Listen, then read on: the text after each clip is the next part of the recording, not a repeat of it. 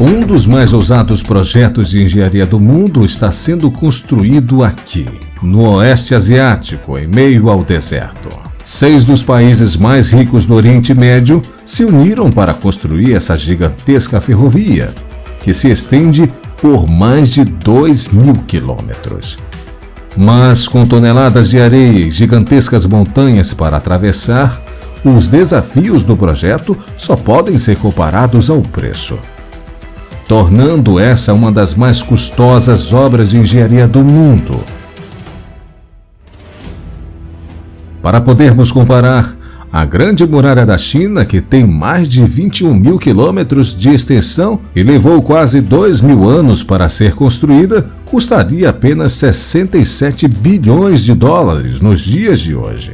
Mas qual seria o interesse por trás dessa obra? Quais os impactos econômicos e estruturais essa ferrovia vai proporcionar? Eu sou Luciano Guimarães. Bem-vindo à ferrovia de 250 bilhões de dólares no deserto. Vamos para o vídeo.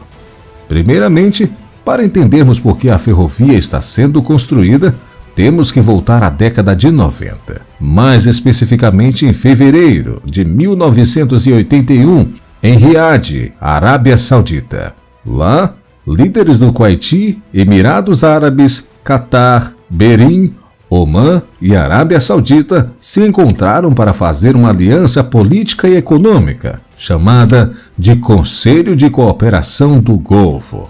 Como um grupo, eles ganharam muito dinheiro com petróleo e gás natural, e isso significa que suas economias estão fortemente ligadas ao mercado internacional de petróleo. No Catar, por exemplo, o setor petrolífero é responsável por mais de 70% do rendimento total da nação.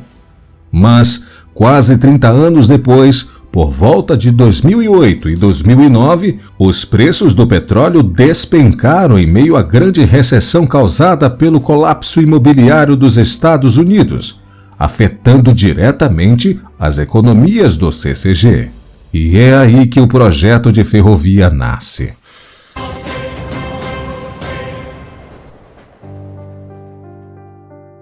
Nesse mesmo período, em 2009, o CCG aprovou um projeto ferroviário ambicioso, que tinha como objetivo ligar todos os 6 países que eram membros do Conselho. Com um custo estimado entre 100 a 250 bilhões de dólares, foi decidido que o valor seria dividido entre as nações. Essas ligações vão conectar os portos dos países com a indústria e os grandes centros urbanos, permitindo que a economia dos estados do Golfo seja diversificada e possibilitando que não sejam mais reféns do petróleo e do gás.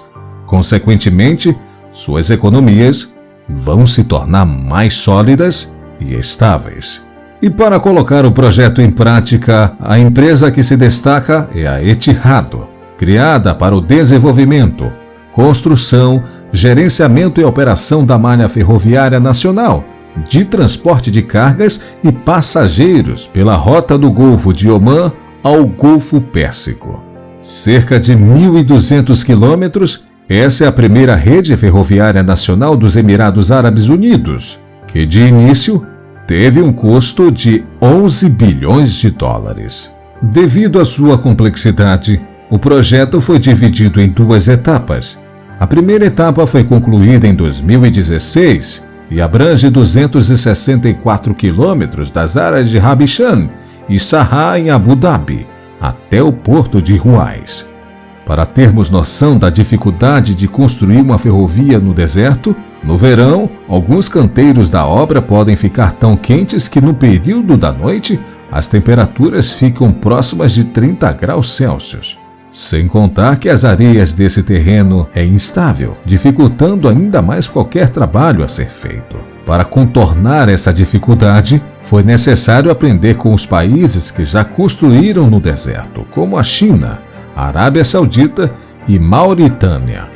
Esses países encontraram diversas soluções, entre elas, transformar as dunas de areia em argila, monitorar as dunas em movimento e plantar paredes de vegetação para bloquear o vento e a areia. além de equipar toda a locomotiva com um sistema de filtragem arado para facilitar a navegação no deserto. Outro grande problema são as imensas montanhas em algumas partes ao norte dos Emirados e as partes do Omã. Essas montanhas chegam a bater 3.000 metros de altura, o que deixa o processo mais custoso e demora, já que em alguns pontos não dá para simplesmente contorná-las. Nessa primeira etapa, foram construídas 22 pontes, 10 túneis rodoviários e mais de 18 túneis pequenos para uso futuro.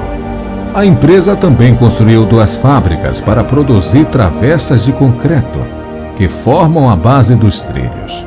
Cada travessa tem mais de 2 metros de comprimento e pesa 340 quilos, que posteriormente são fixadas aos trilhos principais, como um sistema de fixação, que é usado para ajudar a estabilizar os trilhos e garantir a segurança para aqueles que possam viajar suavemente a velocidades de até 200 km por hora.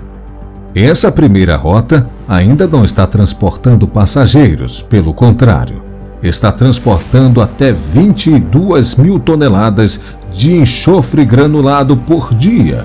A matéria-prima é extraída nos campos de petróleo em Abu Dhabi e é processada para exportação no porto de Ruwais e vai ser usada para a fabricação de tudo, desde baterias e fertilizantes a fogos de artifício.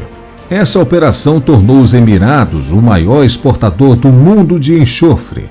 Só em 2019 faturou 679 milhões de dólares. Em 2021, o Etihad transportou mais de 30 milhões de toneladas de enxofre para a Campanha Nacional de Petróleo de Abu Dhabi. Muito desse enxofre provavelmente foi para a China, o maior importador do mundo do elemento, que também está envolvida no estágio 2 do projeto. A construção da segunda fase começou em 2020 e aumentará a sua rede por mais 605 quilômetros, de Guaifat, que faz fronteira com a Arábia Saudita, até Fujairah, na costa leste. Só nos primeiros 139 quilômetros construídos, a rede já vai ligar os principais portos industriais e centros comerciais, permitindo que mais de 50 milhões de toneladas de mercadorias sejam transportadas a cada ano. Essa forte infraestrutura ferroviária vai ajudar a Arábia Saudita e os Emirados Árabes Unidos a aproveitar e desenvolver o grande potencial extrativo dos outros recursos naturais, como o minério de ferro, ouro, alumínio e prata. Mas em 2017, o projeto CCG não saiu como planejado e acabou saindo dos trilhos. O Catar estava passando por uma crise problemática. A Arábia Saudita liderou uma retaliação e citou o suposto apoio do Catar ao terrorismo, alegando que o Catar violou um acordo de 2014 com os membros do Conselho de Cooperação do Golfo, que resultou em um bloqueio breve do país no projeto. Além disso, os preços do petróleo caíram graças à pandemia, ocasionando um atraso logístico e cortes nos gastos com infraestrutura, atrasando a conclusão em anos. Mesmo com tantos problemas, a ferrovia ainda faz parte dos planos dessas nações para se tornarem cada vez mais sustentáveis e diversificados economicamente, principalmente com o futuro declínio na demanda de petróleo.